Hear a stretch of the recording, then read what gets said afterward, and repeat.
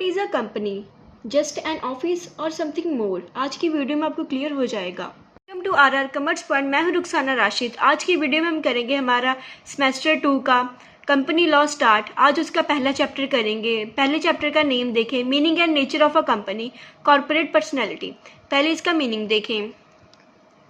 The word company has no strict और technical और legal meaning. जो हमारा कंपनी का एक शब्द है, वर्ड है, उसका कोई भी ना कोई स्ट्रिक्ट मीनिंग है, ना ही कोई टेक्निकल, ना ही कोई लीगल मीनिंग है। A company in the normal sense means an association of persons United for a common sense for profit और चैरिटेबल पर्पस। जो हमारी कंपनी है उसका मीनिंग क्या है, नॉर्मल सेंस के अकॉर्डिंग 2-4 पर्सन्स हैं जो वो इकट्ठे होती हैं एक किसी कॉमन ऑब्जेक्ट को पूरा करने के लिए। उनका कॉमन ऑब्जेक्ट प्रॉफिट अर्निंग भी हो सकता है और चैरिटेबल पर्पस मीन्स चैरिटी भी हो सकता है। नीचे देखें, section 220 of the companies act 2030 provides that company means a company incorporated under this act और any other previous act. Section 2 और 20 के तहत हमें ये पता लगता है कि जो हमारी कंपनी का मीनिंग है, उसका मीनिंग है कि रजिस्ट्रेशन होना है किसी भी एक्ट में, या तो ये वाले कंपनीज एक्ट 2013 में या उसके बाद उसके प्रीवियस कोई भी पिछले कोई भी एक्ट में उसकी रजिस्ट्रेशन होना। लीगल तौर पर इसका ये मीनिंग है सेक्शन 2 और सबसेक्शन 20 के अकॉर्डिंग। आई होप आपको मीनिंग समझ में आ गया होगा। नेक्स्ट देखें। नेक्स्ट है characteristics of a company. First देखिए, इनकॉर्पोरेटेड एसोसिएशन। इसका मतलब ये है कि जो आपकी कंपनी होती है वो रजिस्ट्रेशन होती है।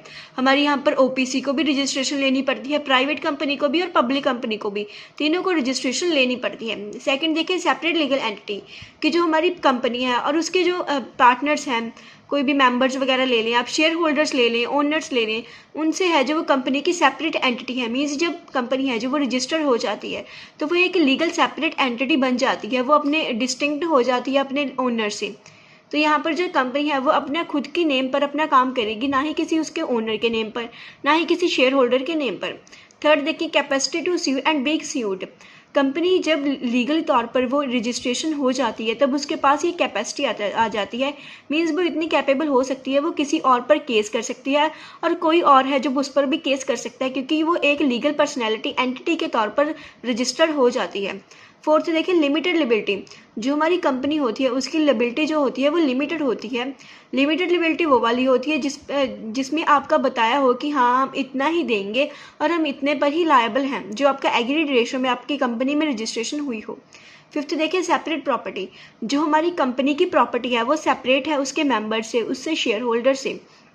कोई मेंबर है जो उसकी प्रॉपर्टी को ऐसे नहीं कह सकता कि हाँ ये मेरी प्रॉपर्टी है, कि मैंने इसमें शेयर्स लिए हैं या फिर मैं इसका मेंबर हूँ। जो कंपनी की प्रॉपर्टी है वो सेपरेट है, वो उसकी खुद की प्रॉपर्टी है, ना ही किसी और पर्सन की। सिक्स्थ है परपेचुअल सक्सेशन। इसका मतलब ये है कि अगर कोई भी आपकी कंपनी में किसी मेंबर की डेथ या फिर कोई भी इंसॉल्वेंसी हो जाती है किसी भी मेंबर की, तो उसकी जो डेथ या फिर इंसॉल्वेंसी है जो आपकी कंपनी की वर्किंग्स को इफेक्ट बिल्कुल नहीं करेंगे। आई होप आपको ये समझ में आ गया होगा। सेवंथ देखिए, कॉमन सील। कॉमन सील का मतलब ये है कि जब आपकी कंपनी है जब वो रजिस्टर्ड हो जाती है, वो एक नेचुरल पर्सन, जैसे हम आम इंसान होते हैं, हम हमारी तरह वो सिग्नेचर तो नहीं कर सकती, बट वो है जो अपनी सील कर सकती है। मीन्स उसकी जो जब उसकी रजिस्ट्रेशन हो जाती है तो उसकी एक सील बनकर आती है, जिसके द्वारा हम उसके सिग्नेचर के तौर पर हम उसको लगा देते हैं कि हाँ ये कंपनी की तरफ से अप्रूव्ड है। एट्थ देखें, ट्रांसफरेबिलिटी ऑफ शेयर्स। कंपनी है जो अपने शेयर्स को ट्रांसफ़र कर सकती है। तो यहाँ पर जो उसका लास्ट पॉइंट था वो ट्रांसफरेबिलिटी ऑफ शेयर्स था। नेक्स्ट देखें। नेक्स्ट है हमारी यहाँ पर एडवांटेजेस ऑफ इनकॉर्पोरेशन, कि जब हम हमारी कंपनी को इनकॉर्पोरेट मीन्स उसको रजिस्टर्ड करवा लेते हैं तो उसके बाद हमें क्या क्या एडवांटेजेस मिलती हैं। फर्स्ट देखें, आर्टिफिशियल लीगल पर्सन। रजिस्ट्रेशन के बाद जो हमारी कंपनी है वो एक लीगल पर्सन के तौर पर है जो वो बन जाती है, आर्टिफिशियल लीगल पर्सन बन जाती है। सेकंड देखें, लिमिटेड लिबिलिटी। जो हमारी कंपनी होती है उसकी लिबिलिटी है जो वो लिमिटेड है। थर्ड देखें, परपेचुअल सक्सेशन। मीन्स रजिस्ट्रेशन के बाद अगर किसी भी मेंबर की डेथ या फिर इंसॉल्वेंसी शेयर होल्डर की भी हो सकती है तो वो है जो वो कंपनी की वर्किंग पर इफेक्ट नहीं करेगा। फोर्थ देखें, ट्रांसफरेबिलिटी ऑफ शेयर्स, की कंपनी है जो वो एक लीगल पर्सन के तौर पर जब वो रजिस्टर्ड हो जाती है वो अपने शेयर्स को ट्रांसफ़र कर सकती है जैसे वो चाहे। फिफ्थ देखिए इनफाइनाइट मेंबरशिप, जब कंपनी है जब इनकॉर्पोरेट मीन्स रजिस्टर्ड हो जाती है तो वो इनफाइनाइट मेंबरशिप को एंजॉय करती है, मीन्स भी कितने भी पर्सन है वो अपने मेंबर्स बना सकती है। सिक्स्थ देखें सेपरेट प्रॉपर्टी, जो कंपनी है उसकी प्रॉपर्टी है जो सेपरेट है उसके ओनर से, शेयर होल्डर्स और मेंबर से। सेवन्थ देखिए कैपेसिटी टू स्यू, जब कंपनी है वो रजिस्टर हो जाती है तो उसके पास इतनी कैपेसिटी आ जाती है कि वो एक दूसरे को स्यू कर सकते हैं, मीन्स केस कर सकती है किसी और पर। इट्स देखिए as in control and management, जब कंपनी है वो रजिस्टर्ड हो जाती है तो उसके पास इतना आसानी आ जाती है कंट्रोल करने में, मैनेज करने में कंपनी के इश्यूज़ या फिर कोई भी लीगल डॉक्यूमेंट्स। नेक्स्ट देखें, नेक्स्ट है हमारे यहाँ पर डिसएडवांटेजेस ऑफ इनकॉर्पोरेशन की डिसएडवांटेजेस क्या है जब हमारी कंपनी को हम रजिस्टर करवाते हैं या फिर रजिस्टर होने के बाद। फर्स्ट देखिए फॉर्मेलिटीज़, रजिस्टर करवाने के लिए कंपनी को हमें बहुत सारी फॉर्मेलिटीज़ करनी पड़ती हैं, बहुत सारे डॉक्यूमेंट्स को बनाना पड़ता है, तो इसमें डिफ़िकल्टी आती है। सेकंड लॉस ऑफ प्राइवेसी, जब हमारी कंपनी है जब वो रजिस्टर हो जाती है उसके बाद हमें हमारे कुछ डॉक्यूमेंट्स ऐसे हैं जो पब्लिकली इशू करने पड़ते हैं, लाइक MOA AOA, तो उसके बाद जो हमारा प्राइवेसी है जो वो लॉस हो जाती है। थर्ड देखें पॉसिबिलिटी ऑफ फ्रॉड्स, जब हमारे डॉक्यूमेंट्स हैं जब वो पब्लिकली अनाउंस हो जाते हैं, मीन्स हम हमारे डॉक्यूमेंट्स को पब्लिकली दिखा देते हैं कि हमें इतना प्रॉफिट होगा या हम प्रॉफिट के लिए कर रहे हैं, चैरिटी के लिए कर रहे हैं, या हमें इतने एक्सपेंस हुए, यहाँ से हमारा माल आता है, रॉ मटेरियल आता है, यहाँ पर हम सेल करते हैं, तो इस पर जो आपकी पॉसिबिलिटी ऑफ फ्रॉड्स मीन्स आपके फ्रॉड्स भी हो सकते हैं। फोर्थ देखिए मोर टैक्स बर्डन इन सर्टेन केसेस, जब आप अपने कंपनी को रजिस्टर करवा लेते हो तो आपको अपने सारे एक्सपेंसेस या फिर इनकम वगैरह है जो वो अपना पब्लिकली शो करना पड़ता है कि हाँ हमें इतनी इनकम हुई है, इतने एक्सपेंस, तो उसके बाद आपको टैक्स बर्डन भी हो सकता है। फिफ्थ देखिए कंट्रोल बाय फ्यू, जो कंपनी है उसको कंट्रोल करते हैं बहुत कम लोग, मीन्स उसके डायरेक्टर्स वगैरह या फिर उनसे भी कम।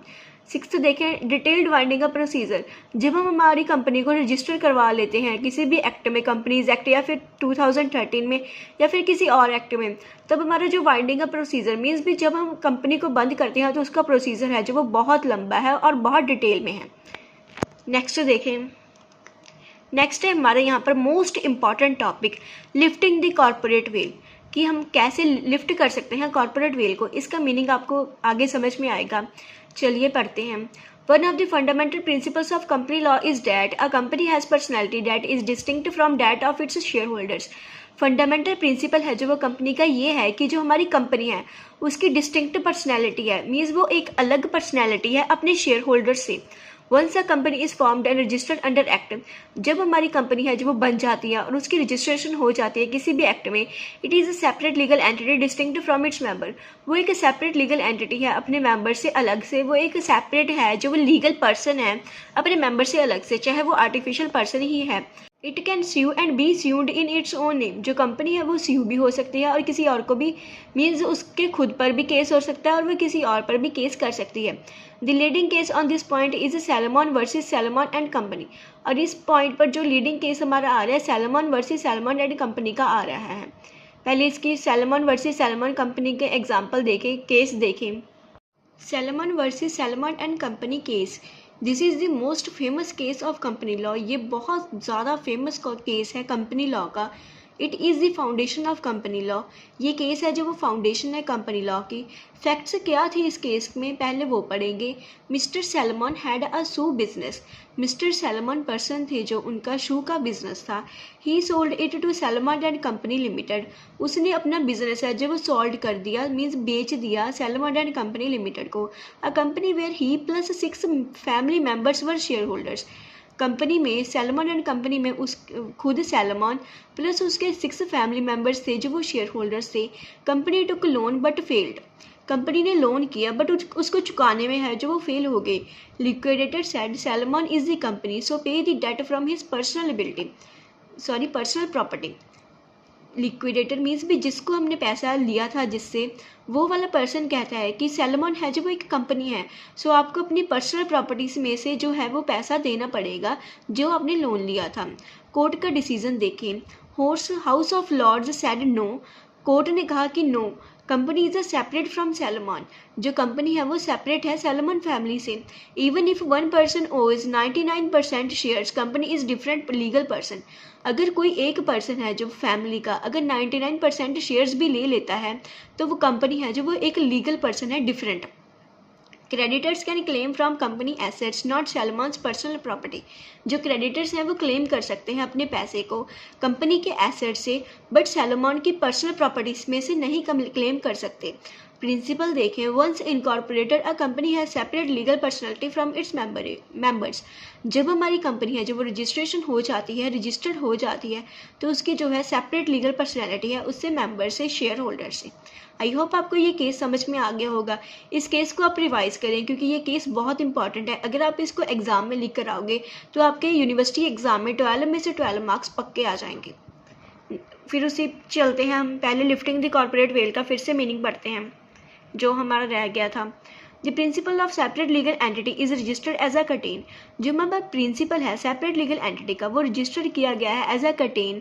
अ वेल मीन्स एक पर्दे के तौर पर, एक वेल के तौर पर, और एक शील्ड मीन्स भी शीट के तौर पर, जो between the company and its member, जो एक कंपनी और एक साइड पर कंपनी होगी, दूसरी साइड पर मेंबर्स होंगे, उन दोनों के बीच में है जो वो दीवार की तरह, कर्टेन, पर्दे की तरह दिखाया गया है।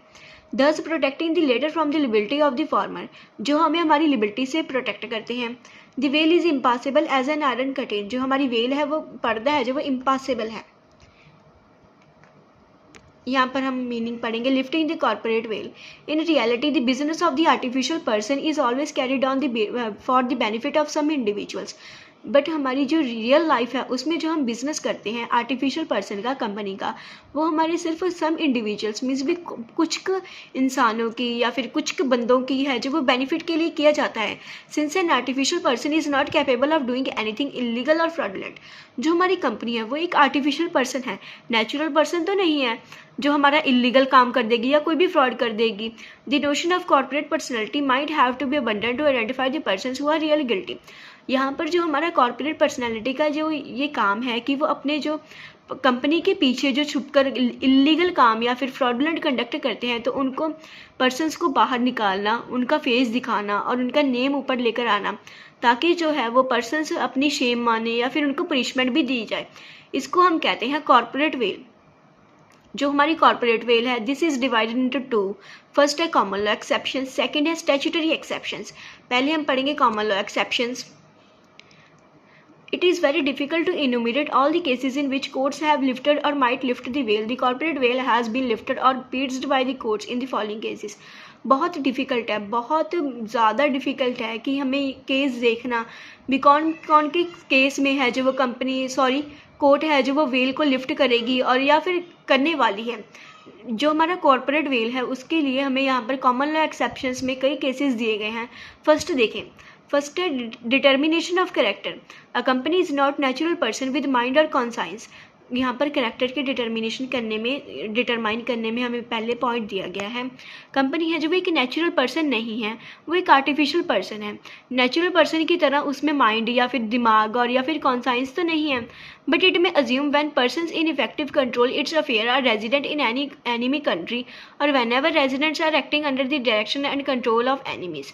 इसका मतलब ये है, इसका जो डिटर्मिनेशन ऑफ कैरेक्टर का जो इसमें मेन पॉइंट है वो ये है कि अगर आप किसी भी कंपनी के साथ ऐसा काम करते हो जो हमारी कंट्री के साथ है, जो वो एनिमी है, मीन्स हमारी दोनों कंट्रीज़ में है जो वो जंग या फिर वॉर छिड़ी हुई है, या फिर दोनों कंट्रीज़ है जो वो एक दूसरे के दुश्मन हैं, तो यहाँ पर जो आप काम करते हो वो आपको नहीं करना चाहिए। यहाँ पर आपको कोर्ट काम नहीं करने देगी। इसका मतलब ये है कि या फिर आप किसी भी रेजिडेंट, उस कंट्री के कोई भी रेजिडेंट के साथ कोई भी काम करते हो तो आपकी कोर्ट है जो आपको काम नहीं करने देगी। सेकंड देखें, वेयर कंपनी इज़ अ शाम। जो हमारी कंपनी है वो शाम है, मीन्स हमारी कंपनी कोई भी ऐसा काम कर सकती है जो हमारा इलीगल हो या फिर फ्रॉडुलेंट हो या फिर इम्प्रॉपर पर्सन, मीन्स उसका पर्पस है जो वो क्लियर ना हो। थर्ड देखें, prevention of fraud improper conduct, where it appears that the company is incorporated for evading contractual और स्टैट्यूटरी ऑब्लिगेशंस। जहाँ पर हमें ये पता चले कि हमारी कंपनी है जो वो इनकॉर्पोरेट रजिस्टर की गई है हमारी कॉन्ट्रेक्चुअल मीन्स कॉन्ट्रेक्चुअल काम को करने, ऑब्लिगेशंस को ख़राब करने में, और या फिर स्टैट्यूटरी ऑब्लिगेशंस को ख़राब करने में, मीन्स उनको ना मानने में। नेक्स्ट देखें, नेक्स्ट है हमारे यहाँ पर fourth, where the company is acting as an agent of the shareholders. जब हमारी कंपनी है जब वो किसी शेयर होल्डर का एजेंट के तौर पर काम करती है, तब भी है जब वो कोर्ट है जब वो लिफ्ट करती है वेल को। फिफ्थ है protection of revenue. The court may disregard the corporate entity of a company. जो हमारी कोर्ट है वो डिसरिगार्ड करती है कि हमारी corporate entity of a company may where it is used for tax evasion और to circumvent the tax obligations. जहाँ पर हमारी कंपनी है जो अपने आप को इस तरह से अपनी एक्सपेंसेस को या फिर रेवेन्यू को इस तरह से शो करती है कि हाँ उनको है जो वो टैक्स ना भरना पड़े या फिर कोई भी और टैक्स इवेशन को करने के लिए, कोई भी और टैक्स को ना भरने के लिए, तो वहाँ पर है जो वो प्रोटेक्शन ऑफ रिवेन्यू यूज़ किया जाता है। तो इसमें भी है जो वो कोर्ट लिफ्ट करती है पर्दे को। सिक्स्थ देखें, अवॉइडेंस ऑफ वेलफेयर लेजिस्लेशन। ये हमारा सेम है प्रोटेक्शन ऑफ रिवेन्यू के साथ, टैक्सेशन के साथ। It is the duty of the court in certain cases to get behind the smoke screen and discover the true status of affair.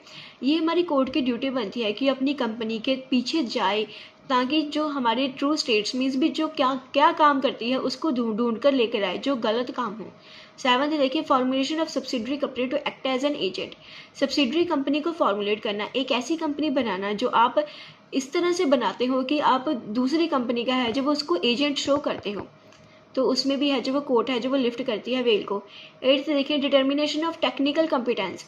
जो हमारी company है जो वो उसके टेक्निकल कॉम्पिटेंस मीन्स वो उसका काम क्या है, वो कैसे काम करती है, उसको डिटरमाइन करना। The experience of the promoter and director is the experience of the company.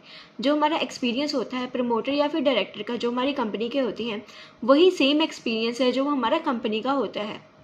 I hope आपको कॉमन लॉ एक्सेप्शन समझ में आ गई होंगी। सेकेंड है हमारे यहाँ पर statutory exceptions. This Act disregard the separate existence of the company in certain cases to check the misuse of the corporate personality by directors or members of the company. ये जो स्टैट्यूटरी एक्सेप्शंस हैं उसमें जो act है वो disregard करता है, वो नहीं मानता कि हमारी ये कंपनी है जो वो सेपरेट एग्जिस्टेंस मीन्स वो सेपरेट होती है हमारे मेंबर से या फिर डायरेक्टर से, और जो डायरेक्टर्स हैं वो मिसयूज़ भी करते हैं, तो उसके केसेस भी हमें यहाँ पर दिए गए हैं। फर्स्ट देखिए, मिस स्टेटमेंट इन प्रोस्पेक्टस। जब हमारे प्रोस्पेक्टस में कोई भी इशू आ जाए या फिर उसमें कोई भी गलती आ जाए तो उसमें क्या करेंगे। A person who has sustained any loss and damage as a consequence of misstatement in prospectus the company and every person who. जो कोई भी पर्सन है जो वो जिसने कोई भी लॉस या फिर डैमेज उसको हुआ हो किसकी वजह से हमारी मिस स्टेटमेंट इन प्रोस्पेक्टस में, तो हमारी देखें कंपनी या फिर every person director of the company at the time of issue of the prospectus. जो डायरेक्टर हो जब हमारे प्रोस्पेक्टस इशू किया था। सेकंड है promoter of the company at the time of issue of prospectus. जो प्रमोटर हो जब हमारे प्रोस्पेक्टस है वो इशू किया था। थर्ड देखिए, has authorise the issue of the prospectus. कोई भी और पर्सन जिसने हमारे प्रोस्पेक्टस को इशू किया था is liable to pay compensation to every person who has sustain loss और डैमेज। वो सारे पर्सन्स हैं जो वो लायबल हैं, उनकी ये हक बनता है कि हाँ वो किसी और को पैसा पे करें जिन्होंने अपना जिनको लॉस हुआ या फिर कोई भी डैमेज हुआ हमारी मिस स्टेटमेंट इन प्रोस्पेक्टस से रिलेटेड। सेकंड देखें, सेकेंड है हमारे यहाँ पर miss description of the companies name. जब हमने हमारा कंपनी का नेम है जो वो गलत लिखा हो या फिर गलत डिस्क्राइब किया हो तो उसमें हमको क्या करना पड़ेगा। According to section 12 of the companies act 2013, every person shall have its name printed on hundis, promissory notes, bills of exchange and such other documents. Section 12 of the companies act 2013 के तहत हमारी कंपनी है जो उसका नेम है जो वो printer होना चाहिए हमारी कंपनी के प्रॉमिसरी नोट पर, हंडीज पर, बिल ऑफ एक्सचेंज पर एंड अदर नेसेसरी डॉक्यूमेंट्स पर है जो वो प्रिंट होना चाहिए।